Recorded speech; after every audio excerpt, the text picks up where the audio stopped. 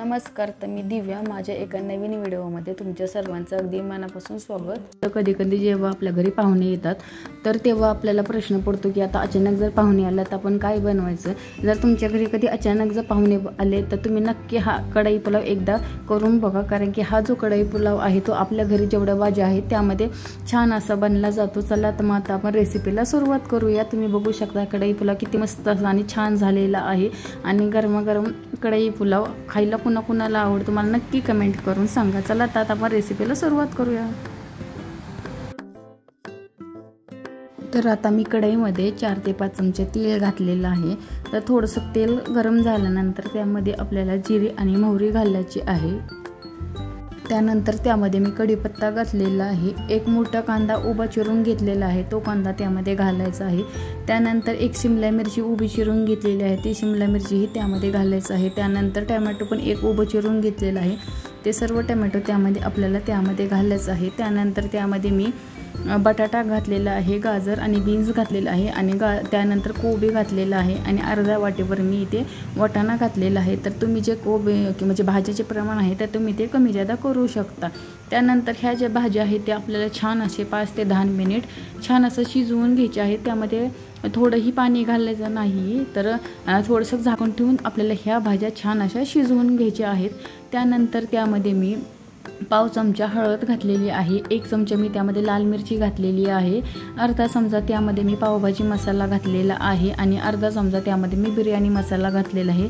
त्यानंतर थोडंसं हिंग घालूयात आणि ही जी आहे ती लाल मिरची आहे जी आपण वाळवून सुकवून ठेवलेली होती त्याची पेस्ट करून त्यामध्ये घातलेली आहे. ही ऑप्शनल आहे, तुम्हाला घालायची असेल तर घालू शकता, नाही तर नाही घातली तरी चालेल. त्यानंतर 1 चमचा मी यामध्ये लसणाची जी पेस्ट आहे ती घातलेली आहे. तर हे सर्व जे मसाले आहेत ते आपण व्यवस्थित असं हलवून घेऊयात. त्यानंतर मी इथे चवीपुरतं मीठ घातलेलं आहे. त्यानंतर त्यामध्ये मी चिमूटभर साखर घातलेली आहे आणि कोथिंबीर जी आहे ती चिरून आपल्याला यामध्ये घालायची आहे. त्यानंतर इथे जी आहे ती मी 1-1.5 वाटी बिर्याणीचा तांदूळ घेतलेला आहे. तर हा जो तांदूळ आहे तो मी इथे न धुताच घ्यायचा आहे, कारण की स्वच्छ असं कपड्याने मी या तांदूळाला पुसून घेतलेला आहे. तर हा सर्व तांदूळ आपल्याला कढईमध्ये घालून छान असा 5 ते 10 मिनटं परतून घ्यायचं आहे. त्यानंतर यामध्ये आपल्याला माझ्याकडे सुरभीचं टॅमॅटो केचप होतं ते घातलेलं आहे, 2 ते 3 चमचे यामध्ये घालून पुन्हा एकदा हे जे आहे सर्व मिश्रण छान असं हलवून घ्यायचं आहे. तर इथे मी आता 1.5 वाटी तांदूळ घेतलेलं होतं. तर ह्या जो बिर्याणी तांदूळ असतो त्याला 1 वाटीसाठी 2 वाटी पाणी लागतं. तर इथे मी आता 1.5 वाटीसाठी 3 वाटे पाणी घातलेलं आहे आणि हे छान असं शिजवून घ्यायचं आहे 15 ते 20 मिनिट. तर तुम्ही इथे बघू शकता थोडंसं निम्मा भात शिजवून झालेलं आहे. त्यानंतर त्यामध्ये मी वरती थोडंसं एक ताट ठेवून त्यामध्ये थोडंसं पाणी ठेवलेलं आहे, कारण की जास्त जर पाणी घातलं तर आपला भात जो आहे तो गाळ होईल. त्यासाठी मी थोडंच पाणी घातलेलं आहे आणि पुन्हा 10-15 मिनिटांनी मी एकदा पुन्हा खोलून बघितलेलं आहे भात शिजलेला आहे का. तर भात हा शिजलेला नाही आहे.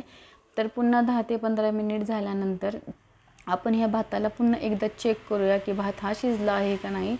तर तुम्ही इथे बघू शकता किती मस्त आणि एकदम मोकळा असा छान असा हा पुलाव झालेला आहे. आणि जर तुमच्या घरी कधी जर पाहुणे आले असतील आणि जर तुम्हाला टेन्शन आलेलं असेल की घरी काय बनवावं, तर नक्की हा एकदा पुलाव ट्राय करून बघा आणि तुम्हाला माझा हा पुलाव कसा वाटला कमेंट करून नक्की सांगा. आणि त्यावरती चीज टाकून तो पुलाव एकदम मस्त असा खायला लागतो.